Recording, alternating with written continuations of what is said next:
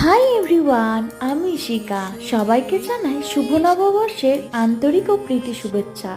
সবাই ভালো থাকুন, সুস্থ থাকুন আর সকলকে ভালো রাখুন। আজ হলো নববর্ষের সকাল। ছোট থেকে মাকে দেখেছি নববর্ষের সকালে দরজার ধারে আগুন জ্বালাতে, তাই আমিও তার অন্যথা করিনি। আমাদের প্রতিটা বাঙালির কাছে এই নববর্ষের সকাল একটা বিশেষ দিন। এই নববর্ষের সকাল থেকেই রান্না বান্না শেখি তোড়জোড়, সবকিছু মিলিয়ে কতই না এক্সাইটেড থাকতাম। সবার থেকে যেহেতু অনেকটা দূরে রয়েছি, তাই সবাইকে একটু বেশি মিস করছি আজকের দিনে। আর এটা হলো আমাদের বিয়ের পর প্রথম নববর্ষ।